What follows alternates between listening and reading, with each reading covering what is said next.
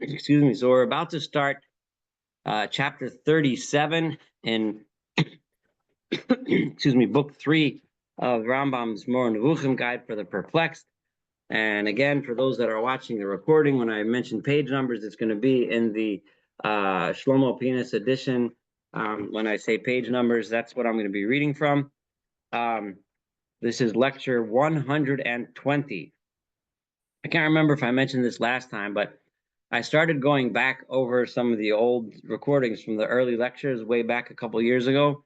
It's now about 3.5 years, if I'm calculating right. And I somebody asked me in like the first or second lecture, because I'm kind of relabeling some of the old ones, so that they kind of have a blurb that reflects what we talked about. And somebody asked me how long they think the lecture is going it's going to take to do. And I mentioned, probably about a year or so. Well, here we are 3.5 years later, and not quite. Well, we are in the home stretch, but we still got a bit to go. And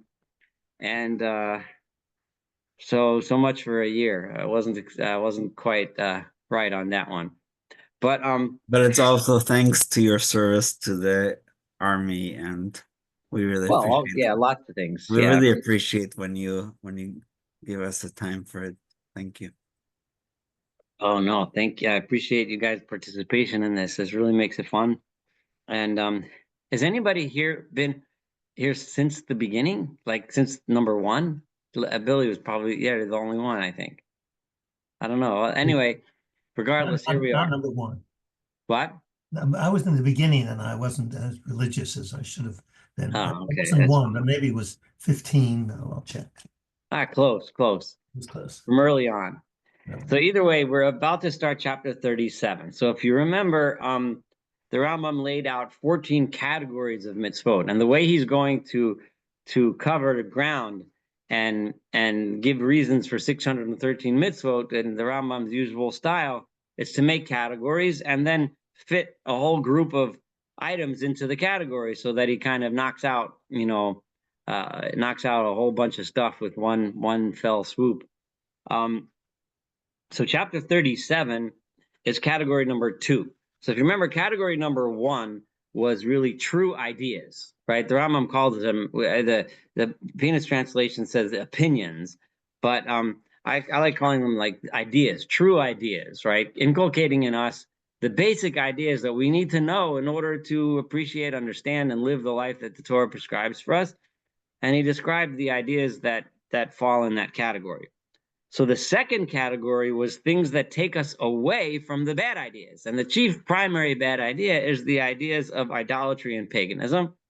And if you remember a couple of chapters ago, the Rambam gave us a whole explanation as to what's so awful and terrible about paganism and polytheism. So we're not going to go into that. So you have to start with the understanding what's so bad about it. That you have to refer back. I forget what chapter number that was, but anyway, so we know that was the 29, I think, maybe. Yeah, I think it was 29. But anyway, so today he's going to list the mitzvot that we are commanded either to do or not to do. In this case, it's mostly not to do. Things that are related to paganism.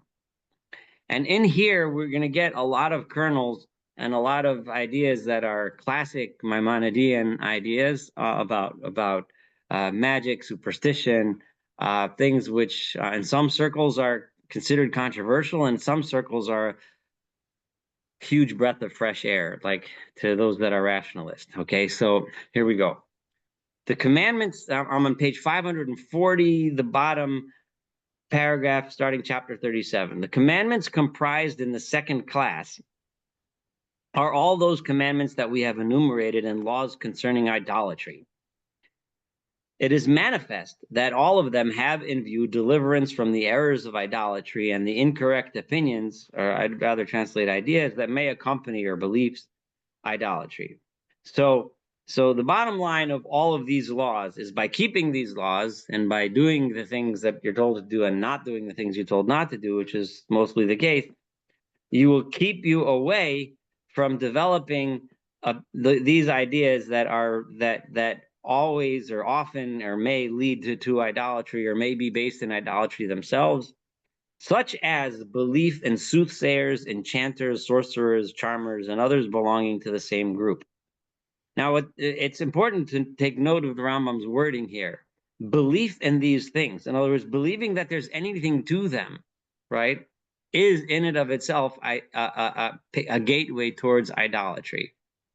I'm going to emphasize this several times, mostly because so many people view the world in this magical way and think there are powers like to the dark side, satanic powers and things that if you know how to tap into them, I mean, and in fact, many people in both Judaism and in Christianity, there's this belief that pervades. There's forces of good and forces of evil, and you can somehow tap into those forces of evil and make all kinds of magic, and that it's real, right? In other words, that's just something. So the Rambam is saying here that even believing that such things exist is a problem. And I know it wasn't so clear in this sentence, so it's pretty clear, but it'll be more and more clear as you go through that according to the Rambam, just thinking that there's anything to it is a problem, right?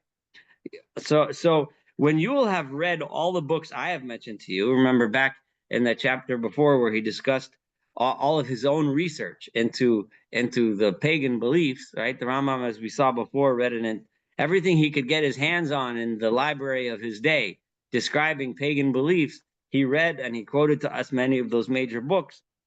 The Agriculture of the Nabatean book is one that was a strong influence on the Rambam's understanding of, and he said so himself, of what pagan beliefs were. So it'll become clear to you that the magic of which you hear consists in actions that used to be performed by the Sabians, the Chasdeans, the Chaldeans. Most of them were also found among the Egyptians and the Canaanites. Many of the commentaries understand that the Rambam, most of his research was describing either truthfully or allegedly the belief systems of the Chaldeans and the Sabians. But the Rambam throws in Egyptians and Canaanites here because Egyptians and Canaanites were the ones that the Torah is most warning the Jews about in those days, because those were the ones that they encountered. So he's bringing them in the same category. I see, Yosef, you have a hand up. Sorry to interrupt. Sure. There are other philosophers who said that Hashem did give these people the forces. They just it's wrong to believe in them because Hashem wants us to believe in his powers and his own. Yes. No, definitely. There are most famous. It's the Ramban, Nachmanides, who takes Rambam to task, and he brings numerous proofs, right? That from the Torah, from Chazal, that these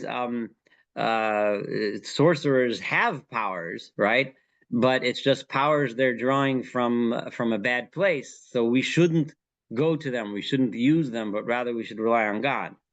The Rambam emphatically, and it's well known that this is his opinion, but we're studying it now, doesn't agree with that, right? Rambam believes that the reason why we should stay away from them because it's false, because it's wrong, because it's just not true. And he's going to develop that more as we go through it. But we discussed it before when he talked about idolatry, but he's going to get into more now. So they caused others to fancy or fancied themselves that these actions had marvelous and extraordinary effects on beings, whether these be a single individual or the population of a city. In other words, all of these magicians made people think that they were doing something real. Okay, this is the same point, right? They played all kinds of tricks to make people think that what they were doing was real, right? The Rambam very clearly does not believe there's anything to this, that it's all just trickery. However, however, reasoning cannot judge, nor can the intellect cognize as true that these actions performed by magicians can necessitate anything whatever. But the Rambam says there is no, what modern days would say, there's no possible scientific explanation that could explain that what they did actually had the effect that they claimed that it had. So what he's saying is right, if logically and scientifically it makes absolutely no sense whatsoever that X, that doing this action should cause such an outcome, then it's just a trick. They're not drawing from some supernatural power that's evil or dark or whatever, but rather it's just a trick. It's simply not true. If there's no sign, Rambam lays it out now, and he's going to say it repeatedly throughout the next tonight. We'll hear it again and again. If they do something and it has no scientific explanation whatsoever, then it's completely false. Go ahead, Jeff. A quick question. With beginning to study the Haggadah, it always bothered me that Moses, of all people, you recall, had a fight with the sorcerers, and his snake swallowed their snakes. I mean, doesn't that show that at least the Torah text is that the Egyptians did have sorcerers who did have, quote, magical powers? How do they handle that? To some degree, Rambam is going to explain it. To some degree, he will. It's a good point.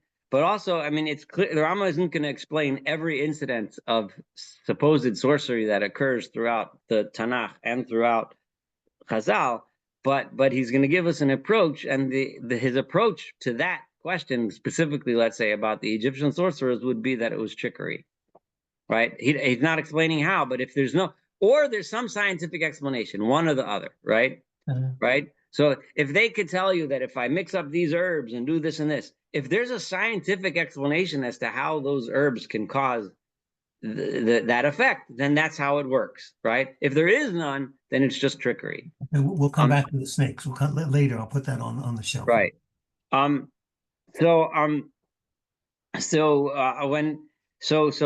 if reasoning, in other words, and other translations translate this differently, but basically saying as follows: if scientifically, right, the intellect cannot figure out any kind of possible way that A should necessitate this kind of result, as for instance, when they seek to gather definite plants at a definite time, or when a certain quantity of one thing and a quantity of another is taken, you mix in a little bit of this and a little bit of that, and a little bit of this and a little bit of that, and you stir it up in a big pot, and all of a sudden, you're gonna, I don't know, whatever the desired result is, you'll have some spell on the person you don't like across the street, and he's gonna, whatever, who knows, right? So all that's complete nonsense, because there's no scientific way that if I mix 10 different herbs in my kitchen, that Joe Schmo across the street is suddenly going to have a heart attack. It just doesn't work. There's no such thing, right? So therefore, this is a very vast field. However, in other words, there's tons of stuff out there like this, right? So I shall reduce for your benefit the practices involved to 3 kinds. I'm not going to go list all the different magical potions that people mix up and claim have all kinds of powers, but there's 3 basic types. The first one consists of one of the beings, which may either be a plant or an animal or a mineral. In other words, you take this animal and you slaughter it in this way, and you mix the blood with whatever, right? Or you take this plant and you so on and so forth. That's a thing. You use a thing. The second consists in the determination of the time in which these practices are performed. In other words, if you do this at the full moon on the 6th month of whatever, that's when you're going to get such and such a thing will happen, right? Or the third consists of human actions. You have to do it in a certain way. You have to dance, you have to clap your hands, you have to shout, laugh, jump, with one leg lie on the earth, burn something, fumigate a specific fume, or utter some kind of speech or incantation, right? Understandable or not, these are the various species of the practice of the magicians. You all have heard of this stuff. You don't need me to give you examples. It's all out there and is familiar to us all. And these are all just magic, and they're all and believing in them and believing that they have any power is something that the Torah absolutely rejects and wants us to stay as far away from as possible. Furthermore, there are magical operations that can be accomplished with the help of all these practices. In other words, I gave you 3 separate categories, but sometimes it's a whole mix of the categories. For instance, they say, this or that quantity of the leaves of a certain plant shall be taken while the moon, under a certain sign of the zodiac in the east or on one of the other cardinal points. Also, a definite quantity shall be taken from the horns or the excrements of the hair of the blood of a certain animal while the sun is in the middle of the sky at some other determined place. Furthermore, a certain mineral or several minerals shall be taken and cast while a certain sign is ascendant and the stars in a certain position. Then you shall speak and say such and such things, and shall fumigate the cast metal form with these leaves and similar things, whereupon a certain thing will come. You do all that. Yeah, it sounds dramatic, but that's the point, right? All this stuff, you have to do it exactly right, and you're going to get some kind of, you'll win the lottery tomorrow if you use the right numbers, and it's all going to work, guaranteed. right? Furthermore, there are magical operations that, as they deem, may be accomplished with the help of only one of these kinds of practices. Sometimes they'll say, no, all you got to do is this or whatever. With regard to most of these magical practices, they pose the condition that those who perform them should necessarily be women. It's just the way how it's always been, that it has to be performed by a woman. It can't be performed by a man. Thus, you will find they set forth with regard to the discovery of water that 10 virgins must put on ornaments and red clothes and dance and crawl, going in turn forward and backward and point to the sun and perform the rest of this long operation until, as they think, the water goes with. If you need water, you have to do exactly this with 10 virgins dressed in a certain way. All kinds of stuff like this. In the same way, they mention if 4 women lie on their backs, raise their legs, holding them apart, and say and do certain things while in this disgraceful posture, you can see why the Rambam is saying a disgraceful posture, then hail will cease falling down upon that place. And they recount many such fables and ravings. And you will never find them posing some condition other than that they should be performed by women. One of the conditions almost always has to be women doing it. In all magical operations, it is indispensable that the stars should be observed. They're always mixing the stars into this math, right? I mean, they deem that a certain plant should be assigned to the portion of a certain star. Similarly, they assign every animal and every mineral to a star. They say each animal has a star that corresponds, and minerals have. Any of you that has been in this world long enough has read stuff like this. And people write this all the time, and it's out there. Just go on the internet and you can read your star signs and your plant signs and your stone signs, and you mix them all together on the right date at the right time, and that's your auspicious time to apply for a new job, or all tons and tons of what the Rambam would say is complete total nonsense, and it simply leads to idolatry, which he's going to lay out in a minute how that happens. So they likewise deem the operations performed by magicians are various species of worship offered to a certain star, right? We have to do what this particular star wants, which, being pleased with that operation, does for us what we wish. So then the star will then have the influence upon us and make it happen. Now you can already understand where the Rambam is going with it. If you're asking a star to do something, then you're treading on very, very dangerous ground, right? Because stars don't do anything other than what stars do, which is be light in the sky and whatever else stars do. But they don't make you find your true love tomorrow if you do it in the right star, right? So after these premises, which you will find valid upon reading such books of theirs, as are at present in our hands, and as I have let you know, you do the research I did, right? So hear my discourse. Listen to what I have to tell you. Inasmuch as the intent of the whole Torah and the pole around which it revolves is to put an end to idolatry, to efface its traces, and bring about a state of affairs in which it would not be imagined, and listen to this carefully, that any star harms or helps in anything pertaining to the circumstances of human individuals. The Rambam is soundly, clearly, and explicitly rejecting the whole concept of astrology right here, right? So anything that makes you think that a particular star has any influence over human anything whatsoever, right? This, in view of the fact that such an opinion leads to star worship, but that such ideas, right, such false ideas will lead then to star worship, it follows necessarily that all magicians must be killed. That's why the Torah said people that practice and believe in this stuff are deserving of the death penalty. For a magician is indubitably an idolater. If a person is a magician, he is an idolater. And we're not talking about magicians that we know are doing hand, what do they call, tricks that are just tricks, right? The hand is faster than the eye kind of tricks. We're talking about magicians that are pretending to be calling on the powers of the stars or whatever other powers they're calling on. Even though he goes in special and strange ways that are different from the ways in which the vulgar worship these divinities, even though he may not be going to the star, bowing down to the star and saying, and calling that star his deity, right? But still what he's doing is the same thing, because he's saying that I'm influencing the stars and the stars have influence over me and over you and human beings, and stars don't have influence over human beings. And inasmuch as in all these, so in the Rambam's book, right, and I know there are many Jewish philosophers that disagree and understand that, but most of them knew and understood that they were disagreeing with the Rambam when they said this, right? Most famous being the Ramban, but there's many others. But this is the Rambam, and we're learning the Rambam now. So, and he felt that this is all complete baloney, and stars don't have any power over anybody, and there's absolutely nothing to it. And even if you start thinking that way, the next thing you're going to think is that the stars have some sort of power, and the next thing you're going to do is worship a star, and that's why you're not allowed to do it, because it's going to lead you to what Rambam holds as the definition of idolatry.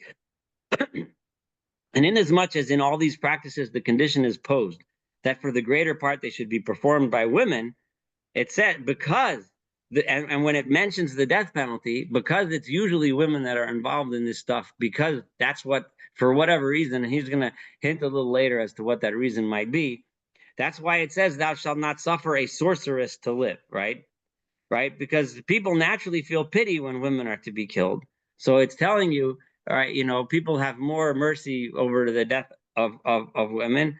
So the Torah is warning you, even if it's a woman, you have to not have mercy, and you have to expunge such evil ideas. And as people naturally feel pity when women are to be killed, it also states specifically with regard to idolatry, man or women, even the man or the woman. Obviously, it's true whether it's a man or a woman performing this. It just happens to be that one might give a woman a pass, right? Because we have more mercy on her, but don't. That's what the Torah is telling you. An expression that is not used with regard to profanation of the Sabbath and other things. All the other prohibitions in the Torah doesn't usually specify man or woman, because any prohibition we know applies to everyone, adult, whether they're a man or a woman. However, here it specifies it for the reason which he just said. The reason for this is to be found in the fact that naturally women often inspire pity. Inasmuch as the magicians deemed that their magic was effective, that by means of these practices they drove away harmful animals like lions, serpents, and so forth from the villages, and they also deemed that by means of their magic they warded off various sorts of damage from plants, thus you will find that they had practices that, as they deemed, could prevent hail from falling, and that they deemed that certain practices of theirs killed the worms in the vineyards, so the vineyards would not be destroyed. Right? And here he quotes the Nabatean Agriculture, which is one of the books that we talked about, that described the Sabian idolatrous practices. That furthermore, they deemed that they knew practices that could prevent the leaves and fruits and plants from falling. Because of these things that at the time were generally known, it is stated, among other things, in the words of the covenant, right, in the Torah, that it is because of idolatry. I just went up to the top of page 543. And of the magical practices by means of which you think that these kinds of harm can be kept away from you, that these calamities will befall you. The Torah tells you the opposite. You think that doing these magical practices are to save you, but if you turn to these magical practices because you think they're going to save you, instead, the opposite is going to happen. You're going to get punished with the very things that you think you're saving yourself from. And the truth is that it makes logical, scientific sense too.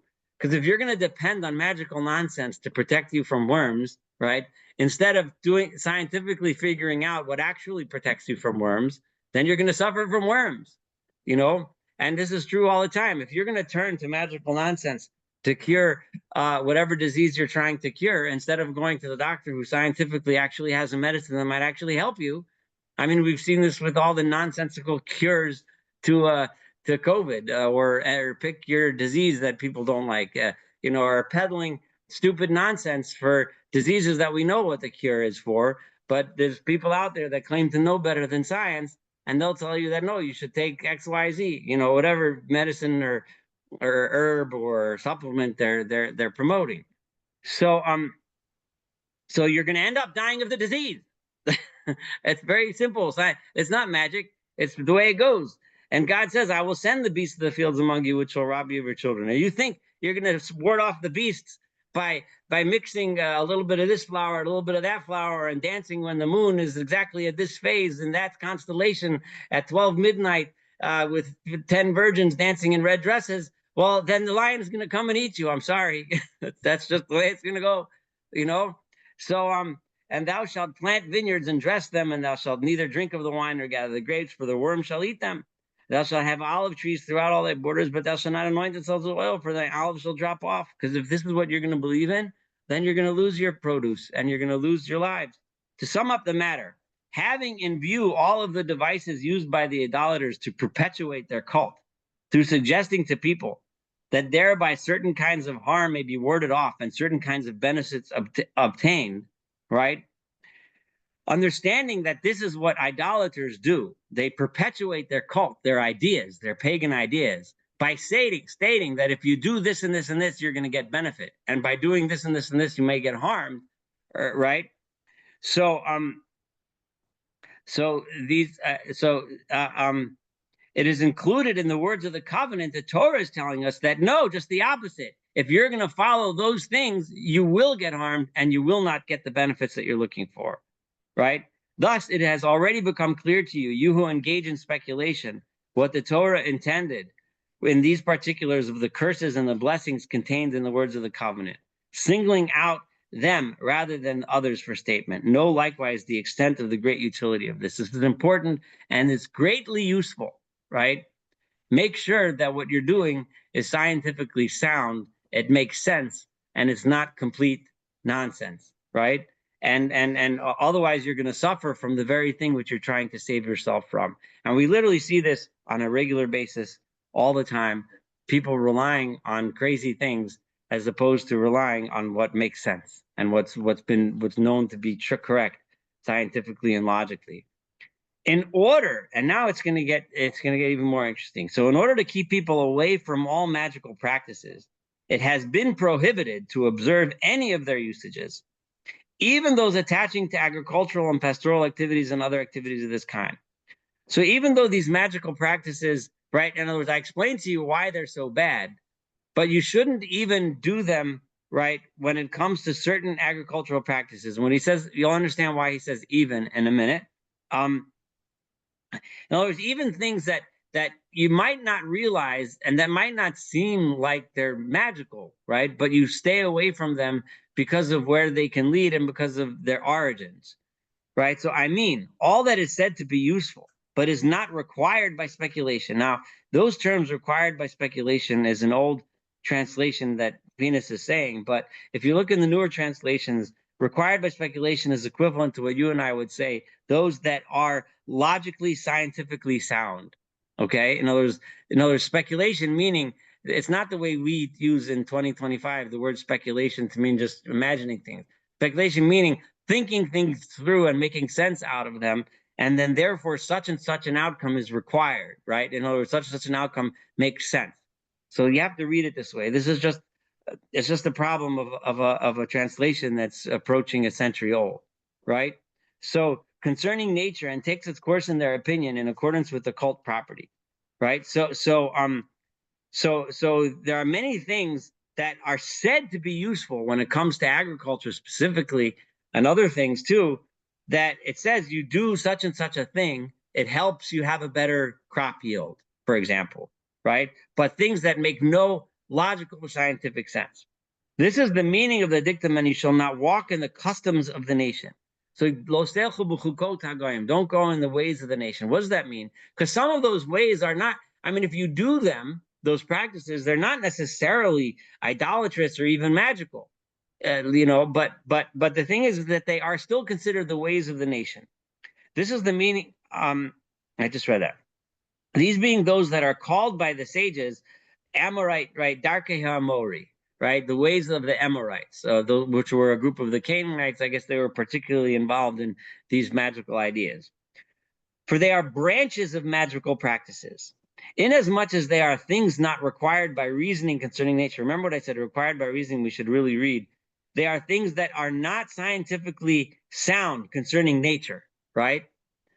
So, and they lead to magical practices that necessity seeks support in astrological notions. If you look at this idea and you say, I'm going to use an example, but he's going to say other examples in a minute. Let's say I told you if you tie a yellow ribbon around your apple tree, then you're going to get a better apple yield, right? And let's assume for a moment that there's no there might be some scientific, maybe yellow scares away certain bugs. I don't know, right? But I'm just imagining that there's no scientific reason why that should be true, right? There's no sensible, logical reason. So, but by doing it, you're just doing it because you want to get better apple crop, right?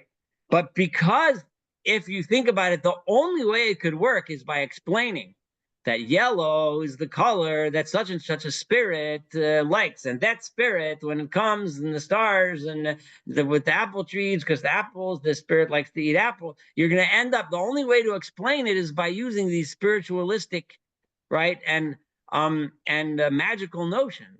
Right, so or you're going to say that it works because this star shines yellow on certain days of the month, and so you're going to end up in astrology, and accordingly, it's turned into a glorification and worship of the stars. Right. What's going to happen is if you start doing these practices, since the only way they make sense is by invoking magical powers.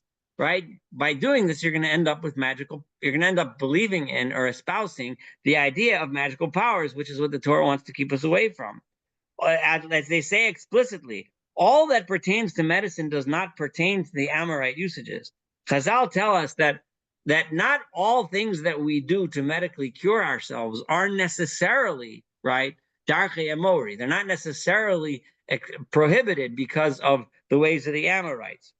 What they mean by this, the Rambam says, is that all that is required by speculation concerning nature is permitted. If the Amorites did a practice, let's say I happen to have just planted apple trees this year on my property, but but I don't know that much about apples. I'm trying my best to hopefully get a good, nice apple trees growing. But if, let's say, tying a yellow ribbon around the trunk of an apple tree was something that people did, I just made that up, okay? But let's say there was an actual scientific explanation that made sense, right? Right. In other words, you because the tying it around somehow keeps certain bugs away. So then that's okay. The fact that the Amorites did it, that's not a problem, right? If there is a scientific explanation, that's fine, right? It is for this reason, after it said, so for example, a tree which lets its fruit drop, right? A tree which loses its fruit is loaded with stones and marked with red chalk. This is something that they used to do, right? This practice is criticized, and it is set. So they say, why is it loaded with stones, right? It is with the view to diminishing its sap, and they felt that too much sap made the fruit drop. But why should it be marked with red chalk, and so on? It is thus made clear that it could be forbidden, as pertaining to Amorite usages, to mark it with red chalk or do similar things that are not required by reasoning. In other words, things that are not scientifically sound. If it makes scientific sense, then it's fine. If it doesn't make scientific sense, and the only way to explain its utility is by drawing on astrology or some other magical explanation, then it would be forbidden, right? So that's how the Rambam is drawing this difference. They similarly say, with reference to a fetus of consecrated animals, which should be buried, but it is not allowed to hang it on a tree or bury it at a crossroad, right? From this, conclude by analogy. So now let's use this and understand from it how to apply it to us. You must not consider as okay. So in other words, anytime you're confronted by such a practice, you need to ask yourself: is this based in magic and astrology, or is this based on some sort of scientifically sensible explanation? And that's how you can determine whether it's considered darkei Amori and prohibited, or not considered darkei Amori and therefore permitted. Now, you must not consider as a difficulty, there are certain things that Chazal, and this is something that some of you may have been wondering, what about sometimes the Chazal, the rabbis in the Talmud and other places, mention things that are magical cures, right? And they say, for example, the nail of one who was crucified and a fox's tooth. For in those times, and here the Rambam is saying that when the Gemara said that, when the rabbis of the Talmud said that, in their time, in other words, we now know that this is not true, right? So in other words, that someone that were to do this today, even though it's mentioned in the Talmud as a cure, right? Today, we now know that it's not true. So today, it would be idolatrous to do it, right? But in the time of Chazal, because the only explanation for a fox's tooth healing whatever it is that you're trying to heal is some kind of magical explanation, then that's not good, right? But in those times, these things were considered to derive from experience. they thought that those things worked because they thought that they saw them working through experimentation. They saw 5 people with fox's teeth hanging around their necks that got healed from whatever it was. And then they assumed that there must be some scientific quality that makes that fox's tooth heal that problem, right? That's what they thought. This is the Rambam saying that. So for in those times, they were considered to accordingly pertain to medicine. They thought of them as medicine. So the Rambam is hereby saying that anytime Chazal mention what you and I think is a magical cure, the Rambam is saying, no, you have Chazal wrong. Chazal were trying to say what they thought was a scientific cure. They thought that it worked scientifically. We might know otherwise. So, yes. So when you're finished with that thought, I have a question. Okay, I want to finish this paragraph. I see Yosef has a hand up too. So let me just finish this paragraph, and then I'll open it to both of you. So for in those times, these things, okay, I read that, and entered into the same class as the hanging of a peony upon an epileptic, or the giving of dogs' excrements in the cases of the swelling of the throat, and fumigation with vinegar and marcasite in cases of hard swellings of the tendons. Some of these are actually mentioned in Galen, I never could remember how to pronounce it, as medical remedies, right? Not as magical remedies, but as stuff they thought worked medically, right? For it is allowed to use all remedies similar to these that experience has shown to be valid, even if reasoning does not require them, even if you don't understand how they work. But if they've been demonstrated to work, then there must be some explanation, some way they work. And so some of the commentaries here think that maybe he means they might work through a placebo effect, right? But we know that if they work, so in other words, so number one, if they can scientifically be understood, they're okay. And number two, if they've been demonstrated to work by experience, we can still use them, even if we don't understand necessarily the scientific explanation. And I'm adding undertext probably because the Rambam is saying there probably is some sort of scientific explanation which we don't quite yet understand, right? For they pertain to medicine, and their efficacy may be ranged together with the purgative actions of aperient medicines, right? Which we don't necessarily understand, but we know that they work. Oh, you who are engaged in speculation, grasp fully. Those of you who engage in, remember, speculation here is not a, nowadays we often use the word speculation in a kind of a derogatory way. When the Rambam is using this term here, and you see it in the other translations, right? Those of you who are engaged in thinking, right, and actually thinking about the evidence, grasp fully and remember the marvelous observations contained in my speech. Remember how important it is what I'm telling you. Remember how well this will help you understand when you learn Torah, when you look at the world around you. For they shall be an ornament of grace unto thy head and chains about thy neck. All right, so I'm going to stop here just for a second because a lot of people have stuff they want to say. So, Yosef, you had your hand up before Leslie spoke, so I'll let you go first. Sorry, I'm not trying to take priority. I just, I think that, that what, well, the way I learned it in terms of halacha was that, these things that you mentioned, the fox tooth and the nail from person who was crucified, right, was something that they were allowed to carry on Shabbat, but they never ever said in the Gemara, as far as I know, that these things will actually cure you. They were just some kind of positive omen that. Yeah, that's true in some cases, but there are cases where Chazal say that if it's Baduku Munusa, right, it's searched, that it's tested. These two things were tested more than 3 times, and therefore right. they were allowed to carry on Shabbat, even where there was no Eruv. So yeah, and the Rambam is basically saying that because they were tested, therefore there's some mechanism by which they work, and therefore you're allowed to use them, as opposed to something whose only explanation is these magical explanations. Yeah, Leslie, what were you gonna say? Well, 2 things jumped to mind very quickly when you started with this. And the first one is the mezuzah, which is an amulet, and you have to check, make sure it's a kosher scroll, and you have to, it's so, I mean, it just seems to go against, everything that Rambam is saying. And then like the traveler's prayer, you have to say it 3 times. But, now that may be because that'll calm you after 3 times. But we have all these things we do that fit right into the quote magic. Not according to the Rambam. You have to read the Rambam. I have to pull it up. So give me a second. I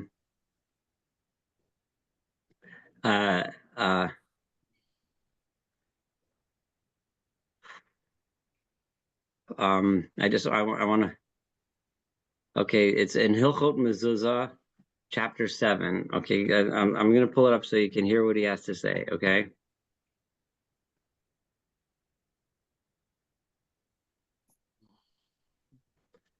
I want to read his words without me.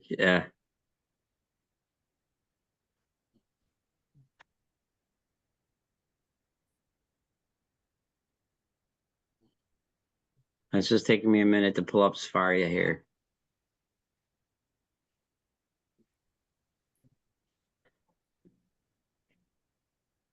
Or maybe I got to invest in a faster internet connection. There are Palestinians in Yatta who have a mezuzah in their car, and they truly believe in this power. So,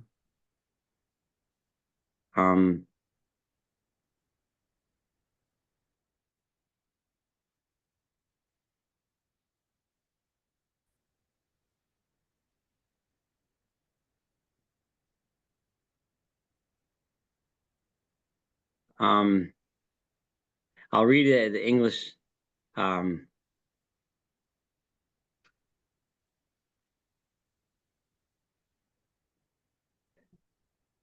gotta. No, hold on.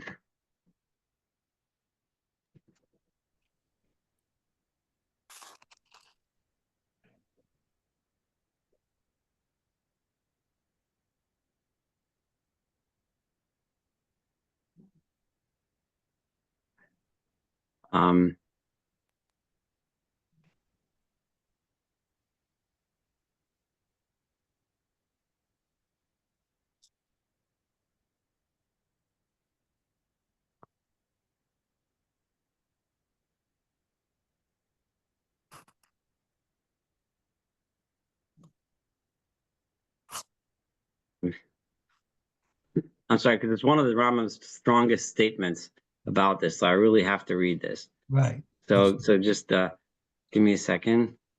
I probably should have had it pulled up before I read it.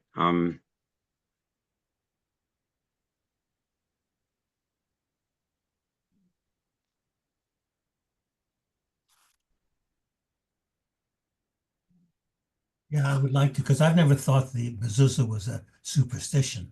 So I'm really anxious to hear what he said. I don't know why I'm having it.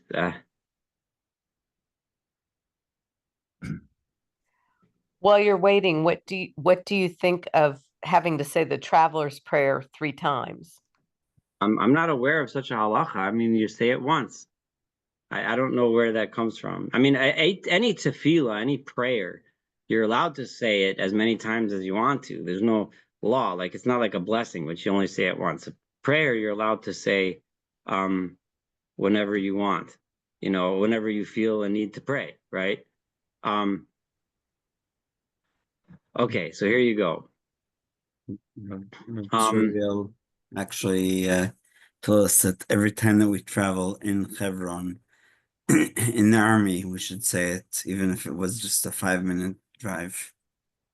Yeah. If you're, if you feel any, there's nothing wrong. I mean, it's you're supposed to pray when you're in trouble. That we talked about that many times. But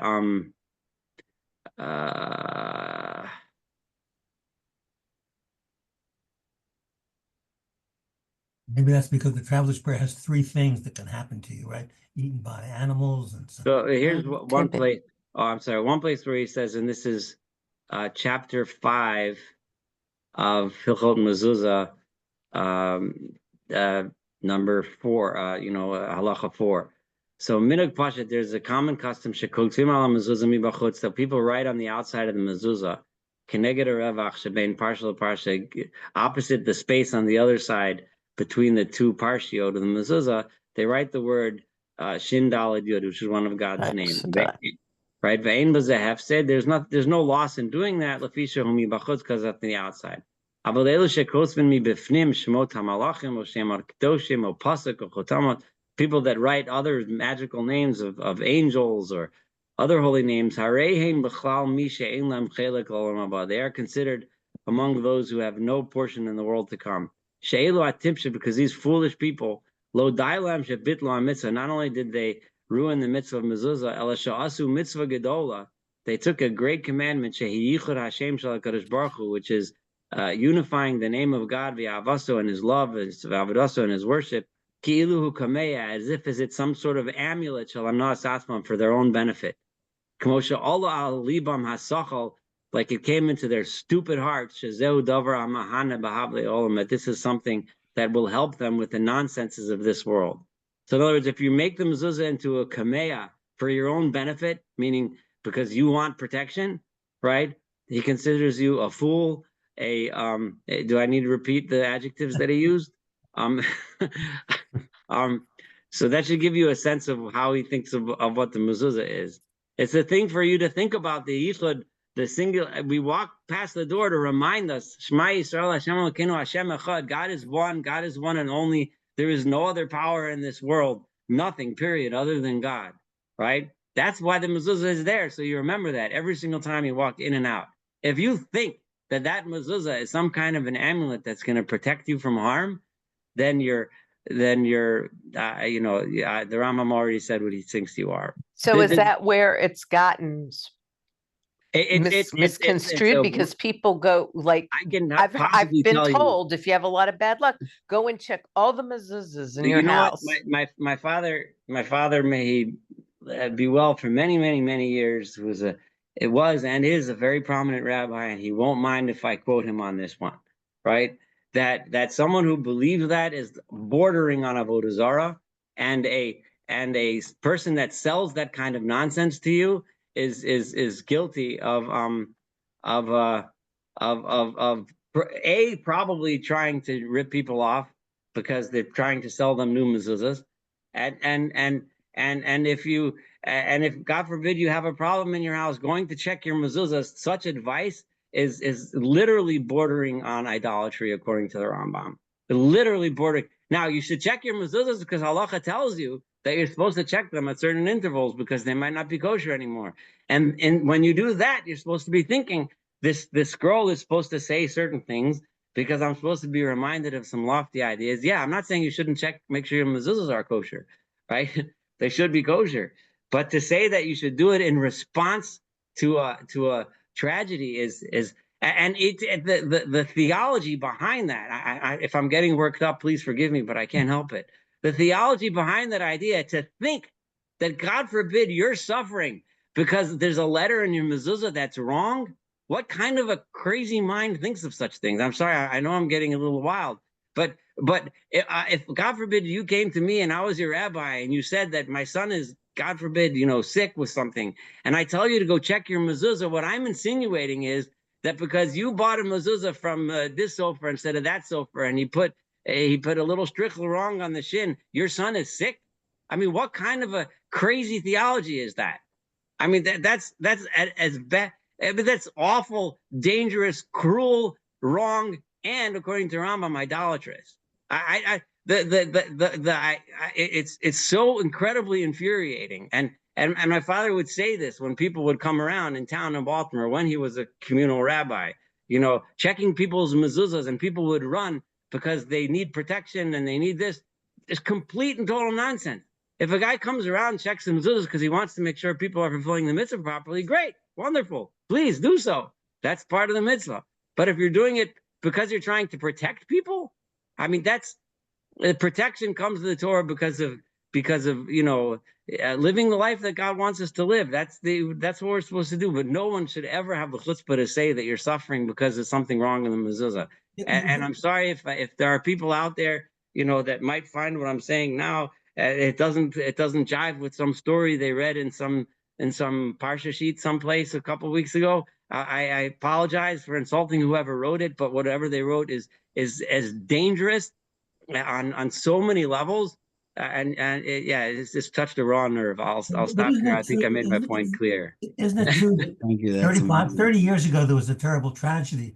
As you know, in Israel, there was a kindergarten where was the subject of a terrorist attack, and there were a number of children. And a very, I thought, prominent rabbi was quoted, and I think some of us remember it, of saying, well, it was because the mezuzah in the kindergarten was not, so it's out there. And I mean, can you imagine the cruelty of a person who could say something like that? well, Just try to imagine I can't even wrap my head. Anyone that ever tries to explain something that awful, I mean, it just shakes my heart and soul to its very core.